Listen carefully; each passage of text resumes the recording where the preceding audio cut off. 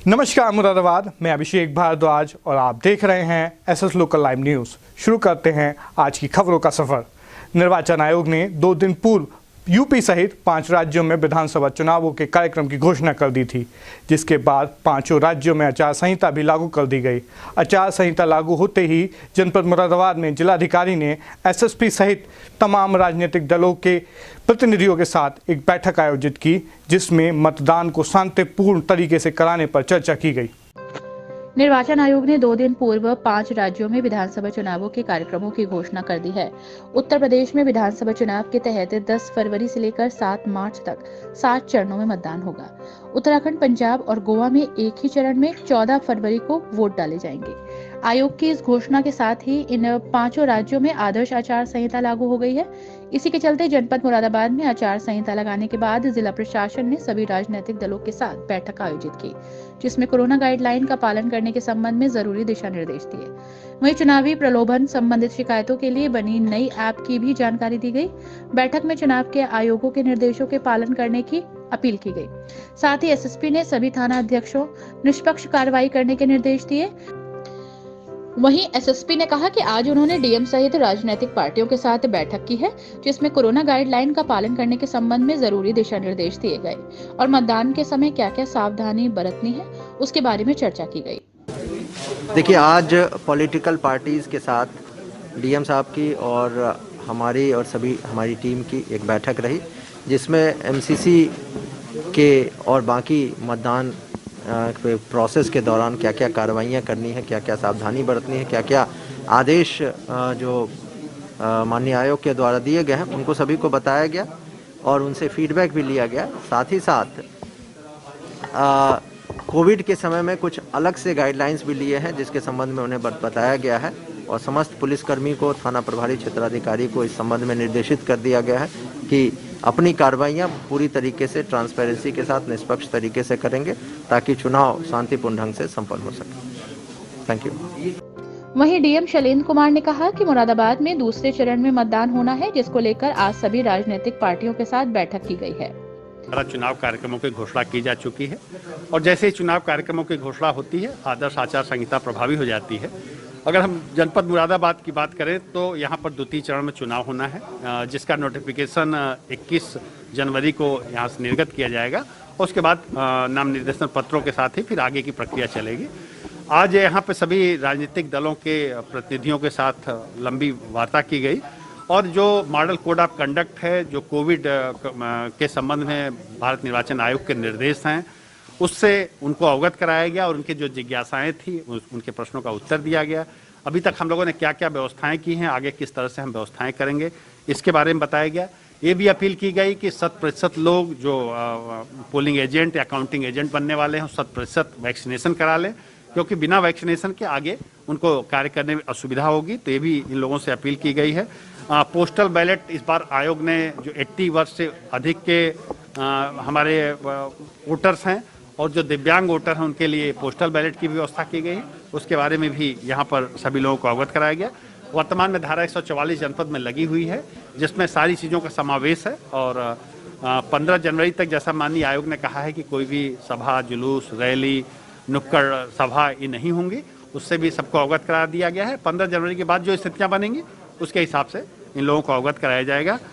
कोशिश हम लोगों की यही होगी कि जो डिजास्टर मैनेजमेंट एक्ट है, जो आईपीसी है और जो भारत निर्वाचन आयोग के निर्देश हैं, उसका पूरी तरह से पालन सुनिश्चित कराया जाए। सी विजिल के संबंध में भी लोगों को अवगत कराया गया और आगे से अगर कोविड केसेज बढ़ते हैं तो हम लोगों ने राजनीतिक दलों से भी अपील की है कि हम लोग वर्चुअल बैठकें करेंगे, जिससे किसी भी तरह के कोविड के फैलाव का खतरा न रहे। तो आज की बैठक बहुत ही सौहार्दपूर्ण माहौल में समाप्त हुई है और मुझे पूरी उम्मीद है कि हमारे सभी राजनीतिक दल हमें पूरा सहयोग देंगे, जिससे निष्पक्ष, निर्बाध और सुरक्षित मतदान हम संपन्न करा सकें। आपको बता दें कि आयोग ने ये भी कहा है कि कोविड-19 के मद्देनजर कोई भी राजनीतिक दल या उम्मीदवार किसी भी तरह की रैली या जनसभा, रोड शो, पद यात्रा या साइकिल या बाइक रैली या फिर नुक्कड़ सभाओं जैसे आयोजन 15 जनवरी तक नहीं कर सकेंगे।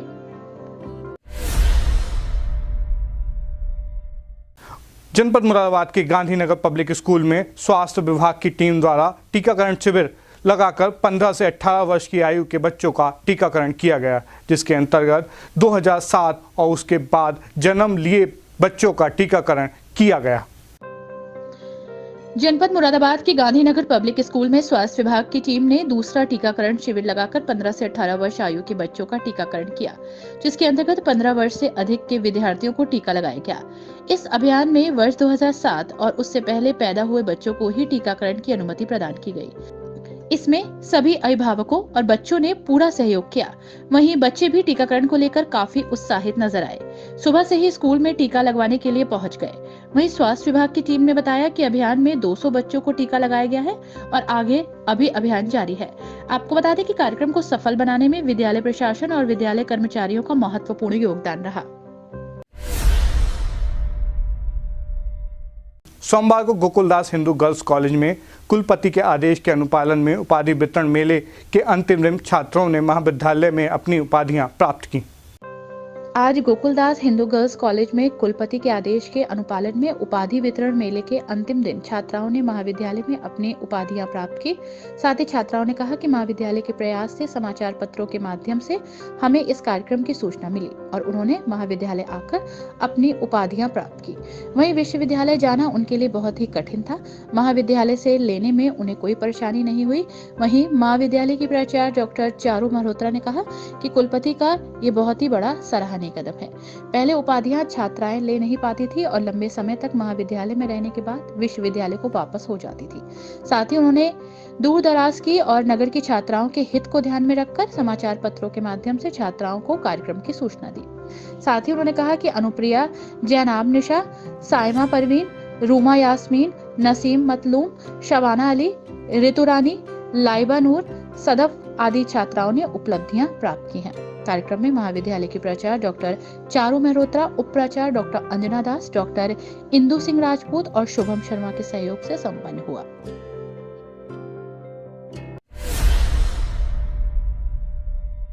देश भर में आज से फ्रंटलाइन वॉरियर्स और सीनियर सिटीजन्स का बूस्टर डोज का टीकाकरण शुरू कर दिया गया है। मुरादाबाद में भी स्वास्थ्य विभाग के कर्मचारियों में इसको लेकर खासा उत्साह देखा गया। देश भर में आज से फ्रंट लाइन वॉरियर्स और सीनियर सिटीजन को बूस्टर डोज दी जा रही है। मुरादाबाद में भी स्वास्थ्य विभाग से जुड़े कर्मचारियों में खासा उत्साह देखा जा रहा है। मेट्रो सिटी के साथ साथ छोटे शहरों में बने कोविड वैक्सीनेशन सेंटर्स पर स्वास्थ्य कर्मी बड़ी संख्या में पहुंचकर कोरोना से बचाव के लिए बूस्टर डोज ले रहे हैं। साथ ही केंद्र सरकार को भी धन्यवाद दे रहे हैं। वहीं बूस्टर डोज लगवाने में मुरादाबाद के प्रशासनिक अधिकारी भी पीछे नहीं है। सुबह ही जिला अस्पताल में बने कोविड वैक्सीनेशन में एडीएम और सिटी मजिस्ट्रेट भी बूस्टर डोज लेने पहुंच गए और बाकायदा एक सकारात्मक संदेश देने के लिए डोज लेते समय फोटो भी क्लिक की। साथ ही डोज लगवाने के बाद स्वास्थ्य से जुड़े कर्मचारियों ने बताया कि ये सरकार का बेहतर कदम है, क्योंकि स्वास्थ्य कर्मी ही कोरोना मरीज के संपर्क में सबसे पहले आता है। मैं बूस्टर डोज लगवाने के लिए आया हूँ। क्या डिपार्टमेंट में कैसे क्या? जी सर, हेल्थ में थोड़ा बताइए ना। स्टार्ट सेंटर में जी संजीव कुमार सिंगल साहब के यहाँ हाँ। एडमिटिंग मार्केट का काम। किस तरह देखते हैं सरकार का जो कदम है बूस्टर डोज का? सर बहुत बढ़िया कदम है सर। आगे क्या लोगों को क्या मैसेज देंगे? किस नहीं साहब, जरूर मैसेज देंगे कि सबको लगवाएं और जितने भी यहाँ पे सबको एक एक करके मैं लेके आता हूँ, सबको लगवाता हूँ। क्या नाम सर आपका? विनीत गुप्ता। बता दें कि प्रधानमंत्री नरेंद्र मोदी ने बीते दिनों अपने राष्ट्र के नाम संबोधन में घोषणा की थी कि भारत में भी जरूरतमंद लोगों को कोरोना की बूस्टर डोज दी जाएगी। भारत में बूस्टर डोज की शुरुआत आज से हो गई है। सबसे अच्छी बात यह है कि पहले और दूसरे डोज की तरह इस बार कोविड ऐप पर नए रजिस्ट्रेशन नहीं करने होंगे। जिन वरिष्ठ नागरिकों को बूस्टर डोज लगवानी है वो सीधे टीकाकरण केंद्र पर जाकर ऐसा कर सकते हैं। उन्हें किसी तरह का हेल्थ सर्टिफिकेट भी नहीं दिखाना होगा। चांदपुर पेयजल आपूर्ति की मांग को लेकर चांदपुर क्षेत्र के गांव पृथ्वीपुर में चल रहा किसानों का धरना 24वें दिन भी जारी रहा। किसान बारिश और कड़ाके की ठंड के बीच भी धरने पर डटे हुए हैं।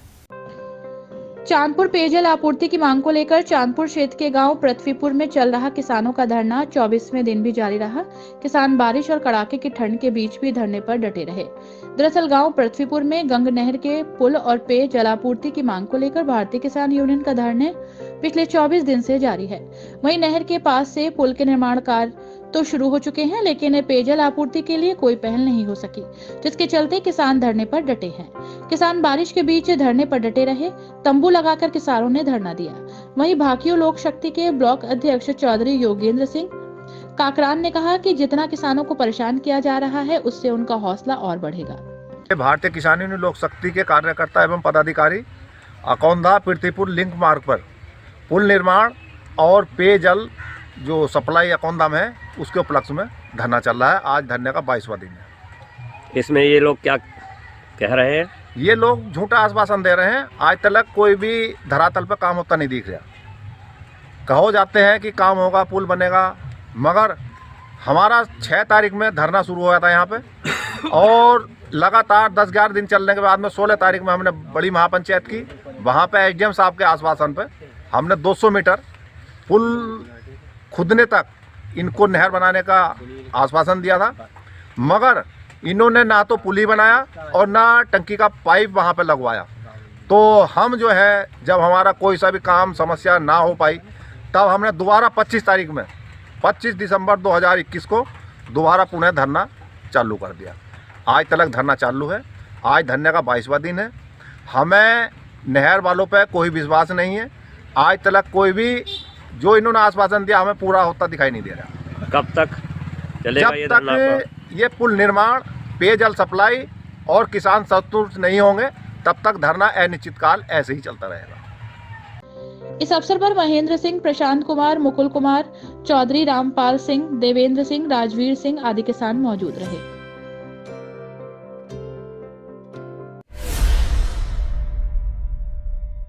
मुरादाबाद करुला इस्लाम नगर क्षेत्र में कांग्रेस पार्टी की एक मीटिंग का आयोजन किया गया, जिसमें कांग्रेस कमेटी के जन समस्या निस्तारण प्रकोष्ठ द्वारा इस्लाम नगर निवासी सरोज हुसैन और पप्पू रानी को जिला उपाध्यक्ष नियुक्त किया गया। उत्तर प्रदेश में विधानसभा चुनाव का बिगुल बजने के बाद विभिन्न पार्टियों द्वारा अपनी पार्टी को जिताने के लिए लगातार लोगों से जनसंपर्क किया जा रहा है और उनकी पार्टियों के मुद्दे और वादों की बौछारें लगाई जा रही है। इस क्रम में मुरादाबाद की कांग्रेस पार्टी द्वारा लगातार प्रचार किया जा रहा है, जिसके चलते आज मुरादाबाद करुला इस्लाम नगर क्षेत्र में कांग्रेस पार्टी की एक मीटिंग आयोजित की गई, जिसमें जिला कांग्रेस कमेटी के जन समस्या निस्तारण प्रकोष्ठ द्वारा इस्लाम नगर निवासी शहरोज हुसैन और पप्पू रानी को जिला उपाध्यक्ष नियुक्त किया गया। वरिष्ठ उपाध्यक्ष का पद मिला है, जो कि शाकिर अली रायनी साहब ने, महानगर जिला अध्यक्ष है, कांग्रेस पार्टी जिला अध्यक्ष हैं। क्या नीतियाँ रहेंगी आपकी? नीतियाँ ये रहेंगी, जो काम मैं बिना पार्टी के किया करता था, लोगों की हेल्प किया करता था, मदद किया करता था, मगर उन तक वो मदद नहीं पहुंचा सकता था जो कि पार्टी में रह करके कर सकता हूं। मैंने इस पे एक मीटिंग शाकिर अली रायनी साहब से की। उन्होंने मुझे भरोसा जताया और बताया कि हम आपको पार्टी से जोड़ करके। ऐसा क्या दिखा इस पार्टी में जो अन्य पार्टी में नहीं है, बस पार्टी से जोड़? ऐसा ये दिखा इस पार्टी के अंदर बहुत कुछ दिया इस पार्टी ने। जो अब तक चल रहा है वो इसी पार्टियों का चल रहा है, कांग्रेस का ही चल रहा है। कहीं से भी कुछ भी उठा लीजिए आप, सिर्फ कांग्रेस का ही चल रहा है। साथ ही इस मौके पर अयूब, यूसुफ, शाकिर, फैजान, खकान, मिर्जा आदि लोग भारी संख्या में मौजूद रहे। यहाँ पे जो है तो आज मीटिंग रखी गई है, चुनाव कैसा 2022 के चुनाव को कैसे जीता जाए। कार्यकर्ताओं को से मांग की गई है, घर घर जाएं और लोगों को समझाएं, कांग्रेस की नीतियों को बताएं, समझे। आने वाली कांग्रेस की सरकार है, इसीलिए इस सरकार को जो है तो ये सरकार का जाना तय है। भारतीय जनता पार्टी जाएगी और कांग्रेस आएगी। आगामी चुनाव को लेकर क्या रणनीति है? क्या गौरतलब है कि सियासी काउंटडाउन शुरू हो चुका है। चुनावी मैदान में उतरने के लिए सभी पार्टियां अपनी रणनीति को अंतिम रूप दे रही हैं। घोषणा पत्र में विभिन्न वर्गों की मांगों को जगह दी जा रही है। भले ही अभी बाकी पार्टियों ने घोषणा पत्र नहीं जारी किया हो, लेकिन कांग्रेस ने चरणबद्ध ढंग से शुरुआत कर दी है। वहीं कांग्रेस इस बार महिलाओं की सियासी भागीदारी, बेरोजगारी और महंगाई को मुद्दा बनाएगी। वहीं पार्टी ने बीते 2 सालों में संगठन को मजबूत करने पर विशेष काम किया। थाना गलशही क्षेत्र में रहने वाले शहजाद ने एक प्रेस कॉन्फ्रेंस का आयोजन किया, जिसमें उनके द्वारा मुरादाबाद के कांग्रेसी नेता पर पैसे हड़पने का आरोप लगाया गया है। मुरादाबाद के थाना गलशही क्षेत्र के रहने वाले शहजाद ने एक प्रेस कॉन्फ्रेंस का आयोजन किया, जिसमें उनके द्वारा मुरादाबाद के एक कांग्रेस नेता पर उसका और उसके साथियों का पैसा हड़पने का आरोप लगाया। पूरा मामला मुरादाबाद के एक कांग्रेसी नेता से जुड़ा है, जिसकी कोई रियल एस्टेट कंपनी बताई जा रही है। वही जानकारी देते हुए शहजाद द्वारा बताया गया कि उसने मुरादाबाद की एक रियल एस्टेट कंपनी में कुछ प्लॉट खरीदे थे और अपने परिचित लोगों को दिलाए थे, लेकिन आज तक कंपनी के मालिक द्वारा न ही प्लॉट दिए गए और न ही उनके पैसे वापस दिए जा रहे हैं। साथ ही उन्होंने बताया कि इसकी शिकायत थाने में दी गई है और पुलिस ने भी मामला दर्ज कर लिया है।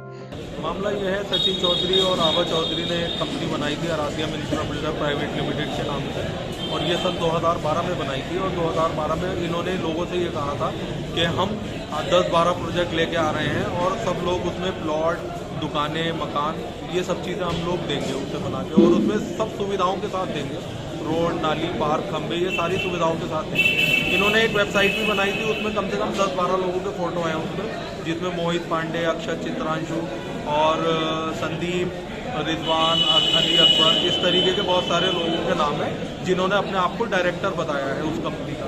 लेकिन पेपरों में, गवर्नमेंट के रिकॉर्ड में कहीं कोई डायरेक्टर नहीं है, और इन्होंने इन्हीं लोगों के जरिए पूरे शहर से 300 से 400 करोड़ रुपये उठाए हैं। आज तक किसानों को पैसा नहीं दिया, कोई कॉलोनी डेवलप नहीं हुई। सचिन चौधरी ने षड्यंत्र पूर्वक इन्होंने क्या किया कि 2018 में कंपनी से रिज़ाइन दे दिया, और रिज़ाइन देने के बाद ये कांग्रेस पार्टी ज्वाइन कर। कांग्रेस पार्टी में ये इस वक्त महासचिव के पद पे हैं, इलेक्शनबाजी कर रहे हैं, लोगों का पैसा बर्बाद कर रहे हैं, इनका कोई और काम नहीं है। ये कहते हैं मैं किसानी करता हूँ, मैंने तो आज तक किसानी करते हुए देखा नहीं है। लोगों के पैसे से इन्होंने सारे डायरेक्टर्स को अय्याशी कराई है, विदेशी टूर घुमवाए हैं, 20% कमीशन दिए हैं। तो देखा जाए कितने का घोटाला होगा ये लगभग 300 से 400 करोड़ रुपए का घोटाला है। मैंने भी प्लॉट लिए थे, 12 लाख रुपए मेरे हैं, मेरे साथ कम से कम 10-12 लोग और थे, उन्होंने सबने निवेश किया था। लगभग आज 1 करोड़ रुपए के लोग, किसी के 12 लाख, किसी के 4 लाख, 8 लाख, 10 लाख रुपए, ऐसे सब लोग बैठे हुए थे। सबने चेक के द्वारा पेमेंट की है इनकी कंपनी को। अभी सचिन चौधरी द्वारा आपके विरुद्ध एक थाना मुआयना प्रार्थना पत्र दिया है, क्या मामला है? सचिन चौधरी तो देखिए, जो भी पैसे मांगने जाएगा उसके खिलाफ प्रार्थना पत्र ही देंगे, क्योंकि वो कहते हैं कि मैं किसी को पैसे वापस नहीं करता, जिसमें जितना जोर है उतना लगा लें। वो कहते हैं मैं योगी आदित्यनाथ जो यहाँ का मुख्यमंत्री है उसके लिए इतने अपशब्द गाली बकते हैं, और सारे पुलिस प्रशासन को कहते हैं कि 5,000 रुपये में FIR कर देते हैं और 5,000 रुपये में FR भी लग जाती है। तो ये जज जुडिशरी को नहीं मानते, ये पुलिस को नहीं मानते, ये मुख्यमंत्री मंत्रियों को नहीं मानते। ये अपने आप में एक भ्रष्ट व्यक्ति है और अपने आप को लोगों को कुचलता हुआ आगे बढ़ना चाहता है। यहाँ तो योगी सरकार में भी इस प्रकार का भूमि का अवैध माफिया जी, योगी सरकार में इस तरीके के मामले आए, ज़रूर उन्होंने कार्रवाई भी करी, लेकिन अब हमने पहली बार इसमें एक्शन लिया है, और ऊपर वाले ने कहा ये कितनी भी तहरीरें दे दे, कितनी भी हमारी FIR कर ले, हम पीछे नहीं हटेंगे। हमारा जायज़ पैसा है, लोगों का जायज़ पैसा है, लोगों की भावनाओं के साथ इसने खिलवाड़ किया है। अब देखना ये होगा कि पुलिस इस मामले में क्या कार्रवाई करती है।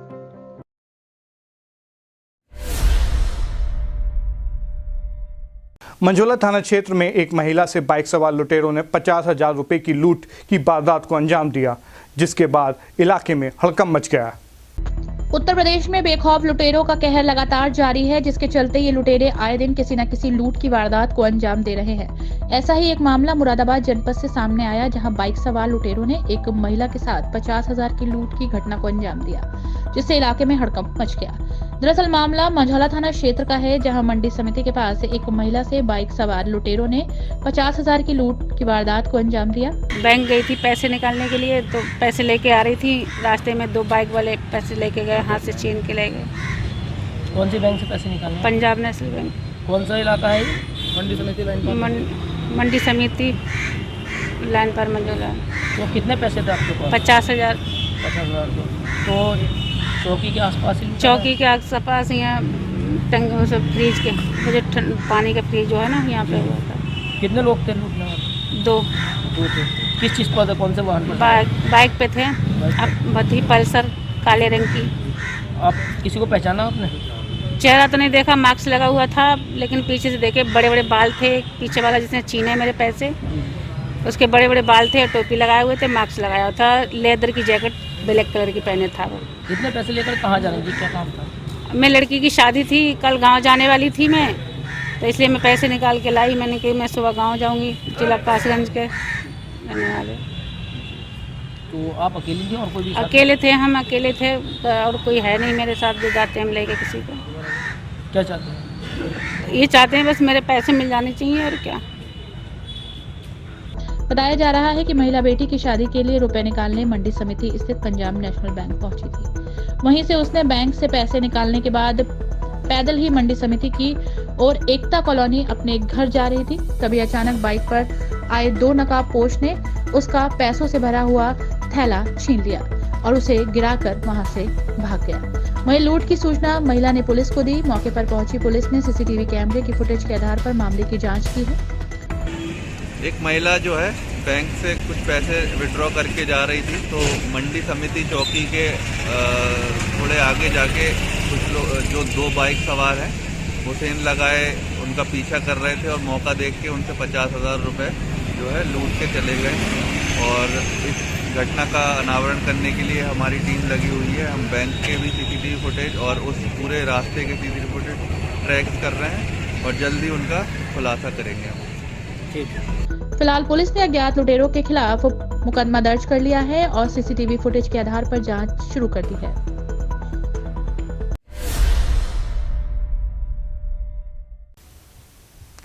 मुरादाबाद जनपद में समाजवादी पार्टी के जिला कार्यालय पर एक बैठक का आयोजन किया गया, जिसमें आगामी विधानसभा चुनाव को लेकर चर्चा की गई। साथ ही आगामी विधानसभा चुनाव में टिकट बंटवारे को लेकर भी महत्वपूर्ण बिंदुओं पर चर्चा की गई। इस दौरान सपा महानगर अध्यक्ष शाने आलम सानू भी मौजूद रहे।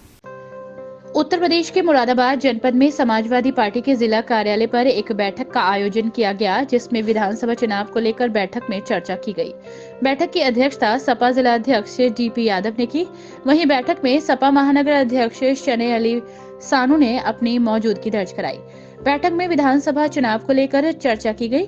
साथ ही आगामी विधानसभा चुनाव में टिकट बांटने को लेकर भी कई महत्वपूर्ण बिंदुओं पर चर्चा हुई। वहीं सपा महानगर अध्यक्ष शने अली सानू ने कहा कि उनकी पार्टी के राष्ट्रीय अध्यक्ष ने जनता को 300 यूनिट फ्री बिजली देने की घोषणा की है और 10 लाख युवाओं को रोजगार देने का दावा किया है।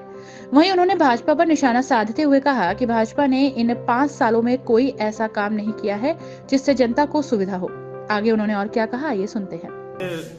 उत्तर प्रदेश में आदर्श आचार संहिता लागू हो चुकी है और चुनाव शुरू हो गया है।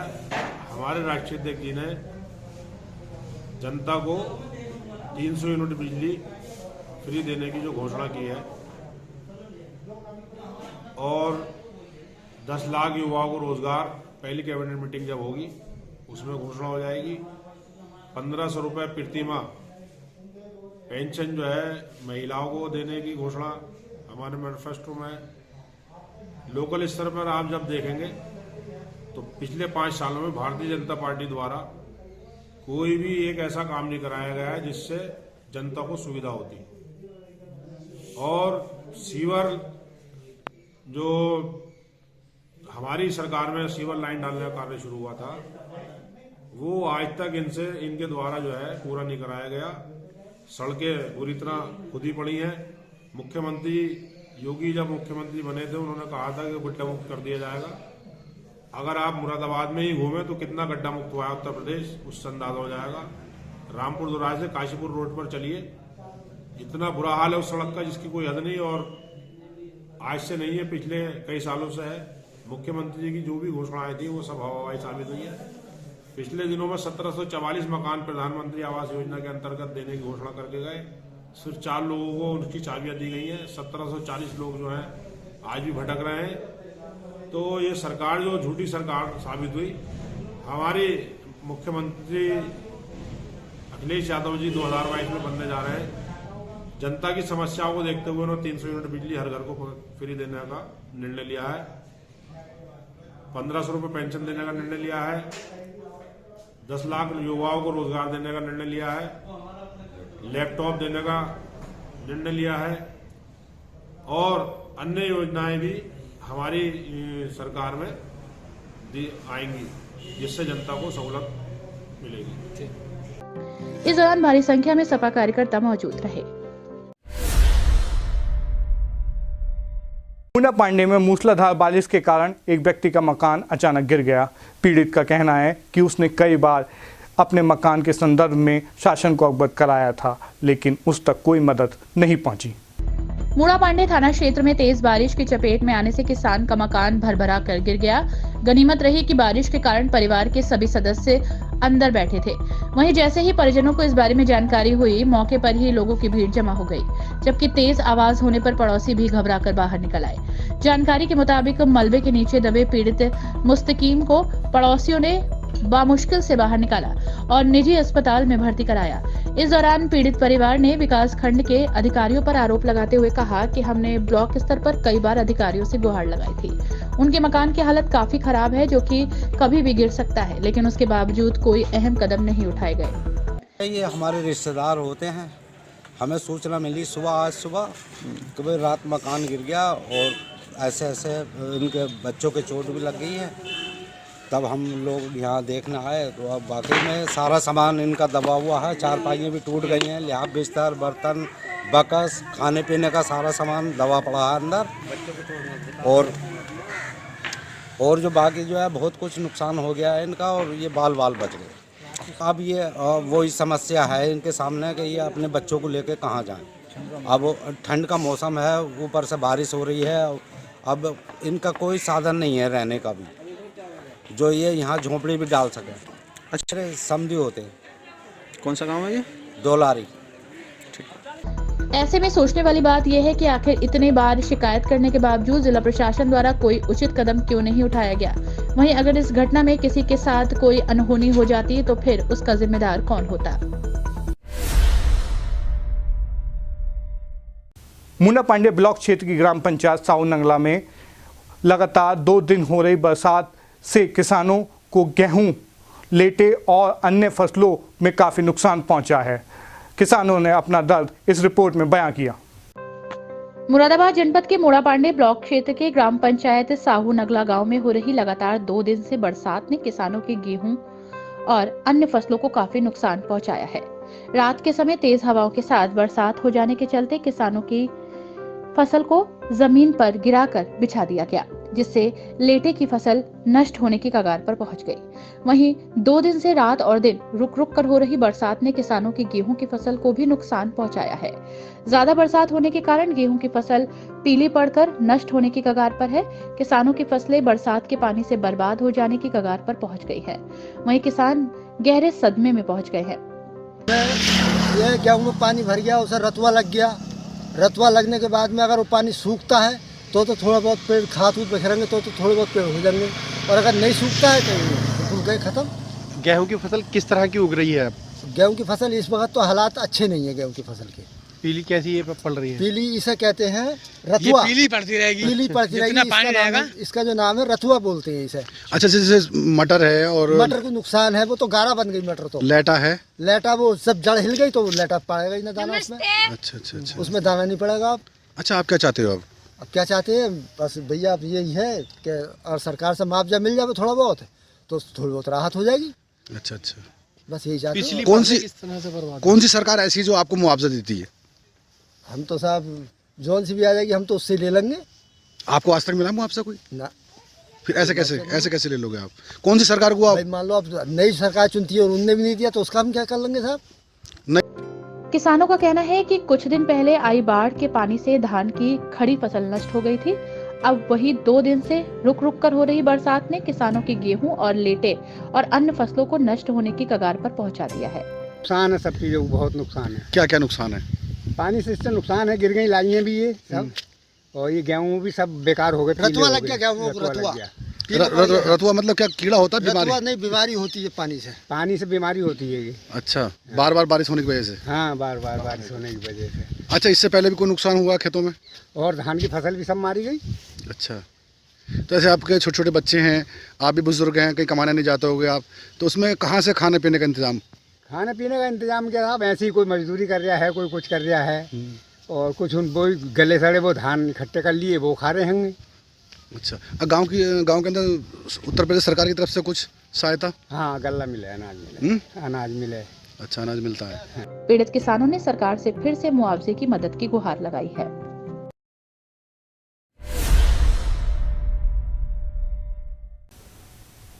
थाना सिविल लाइन क्षेत्र में रिश्ते तार करने वाला एक मामला सामने आया है, जहां एक सौतेले पिता ने अपनी ही नाबालिग बेटी के साथ दुष्कर्म की घटना को अंजाम दिया। पुलिस ने आरोपी पिता को गिरफ्तार कर जेल भेज दिया है। उत्तर प्रदेश में महिलाओं के खिलाफ आपराधिक घटनाओं का ग्राफ बढ़ता जा रहा है। आए दिन दुस्साहसी अपराधी बहु बेटियों को निशाना बना रहे हैं। छेड़छाड़ और दुष्कर्म की घटना को अंजाम दिया जा रहा है। ऐसा ही एक मामला मुरादाबाद जनपद के थाना सिविल लाइन से सामने आया, जहां रिश्तों को तार-तार करने वाले सौतेले पिता को सिविल लाइन पुलिस ने गिरफ्तार कर लिया। पीड़िता की मां ने उसके खिलाफ नाबालिग के साथ दुष्कर्म करने का आरोप लगाते हुए मुकदमा दर्ज कराया है। Civil line inspector Ravindra Pratap Singh ने बताया कि हरथला चौकी क्षेत्र निवासी एक महिला ने तहरीर दी थी। वहीं महिला ने बताया कि उसने अपनी बेटी से पूछताछ की तो उसने बताया कि पापा 2 साल से उसके साथ गलत काम कर रहे हैं। साथ ही उसने बताया कि पापा धमकी देते हैं कि किसी को कुछ बताया तो उसकी मां और भाई को जान से मार देंगे। धमकी से सहमी बच्ची पिता का अत्याचार सहती रही और किसी को कुछ नहीं बताया। बेटी की बात सुन महिला सन्न रह गई। उसने तत्काल सिविल लाइन थाने में शिकायत दर्ज कराई।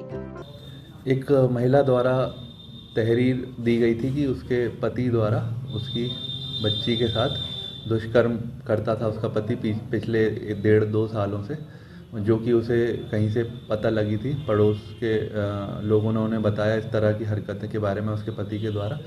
तो जैसे ही उसको पता चला उसने अपनी बच्ची से पूछताछ की और बच्ची ने उसे ये सब बताया। तो इस चीज़ की सूचना उन्होंने थाना सिविल लाइन में दी और एक तहरीर दी, जिसके बाद पुलिस ने इस मुकदमे को दर्ज किया और पति को हिरासत में लिया और जेल भेज दिया गया है मुकदमा पंजीकृत करके। और लड़की की जो है मेडिकल की कार्रवाई और बाकी सब विधिक कार्रवाई की जा रही है। फिलहाल पुलिस ने आरोपी को गिरफ्तार कर जेल भेज दिया है और मामले की जांच शुरू कर दी है।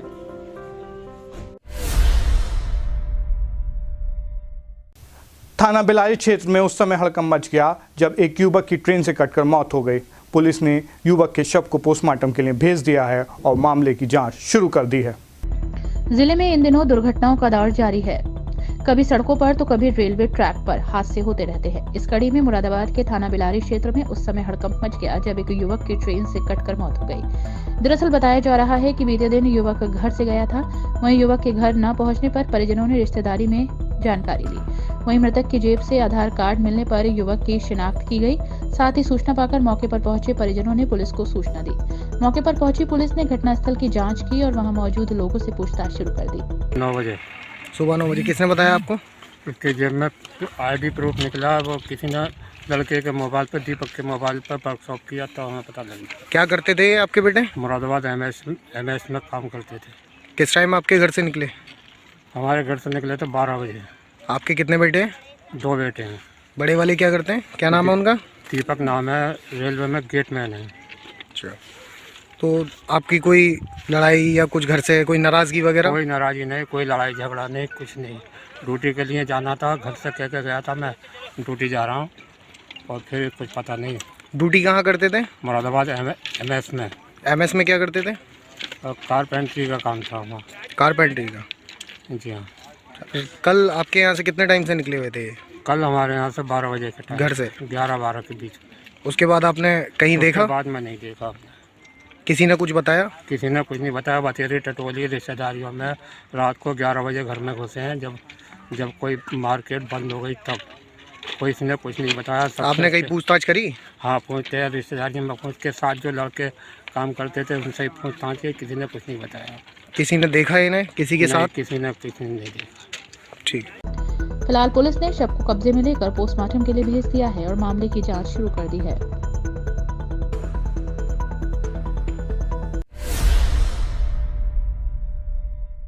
आज के बुलेटिन में इतना ही। आप हमारी खबरें हमारे YouTube चैनल और Facebook पेज के जरिए भी देख सकते हैं। नमस्कार।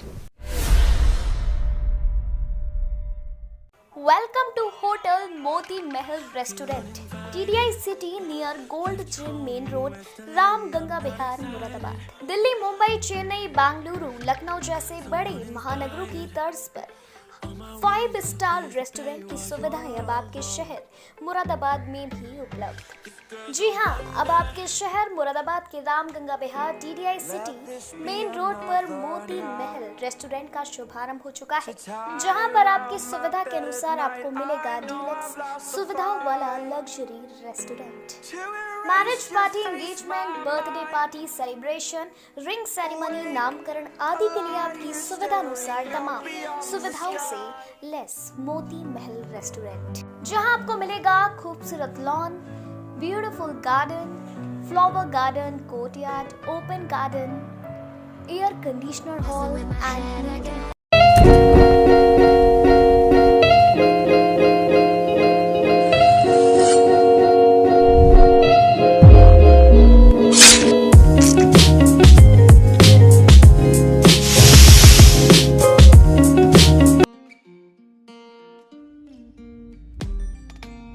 So I've come to the conclusion, just a rotten piece of